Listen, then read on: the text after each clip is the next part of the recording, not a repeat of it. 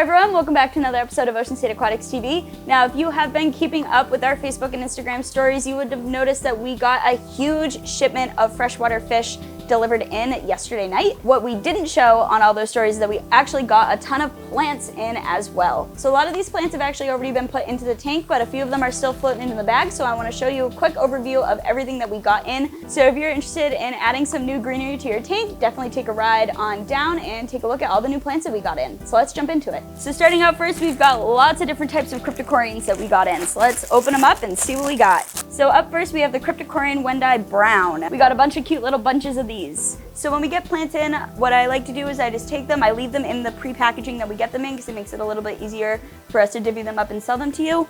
We just go through, stick them right in the gravel and shimmy them a little bit to get them in and move the gravel around, and that's pretty much how we plant them here. We got a ton of different types of crypts in, so I'm just gonna go through and put all of them away. We got some in some bigger pots and we got some smaller bundles that I'm gonna go put away right now. Next up, we got some cryptocoryne Wendi Green. Really, really cool, bright green color. Wow, really cool taller crypt varieties in. Really cool longer stems, kind of a fun pink color closer to the base. Now these plants are really, really cool with that pink stem. Now forgive me for butchering this name, but this is Cryptocoryne undulatu. All right, moving on to our next types. More crypts. They do really well in low-tech tanks. They can be planted in almost any substrate and they will hold really well. These ones do need to be planted though. They cannot be glued onto wood, rocks, or anything like that. All right, so a lot of these plants were actually already put into the tank before I got here, so I'm just gonna quickly pull a few out, show them to you, and basically show you what we got. We got one of my all-time favorite plants in, and that is the octopus plant. You really can't see it when it's out of the water, but this stuff, I actually just recently added this to my new tank about 2 weeks ago, and it is already grown all the way to the top. This stuff grows great. It grows incredible when it's happy, and it just looks so beautiful with its stems sticking out. So I'm just gonna show you a quick run through of all the new plants that we got in.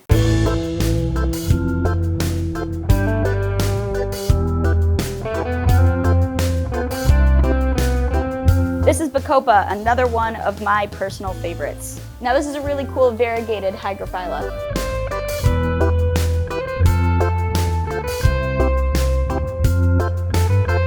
Now this Anubias we've had for a hot minute, but it's still looking really great. If you guys need some space fillers that you don't necessarily have to plant, you can glue this to rocks or wood or anything you have in your tank to add a little pop of color that may not be right on the bottom. Now this is just a few of the new plants that we got in today. As you can tell, the tank is packed full of plants that we've had for about a week or so now as well.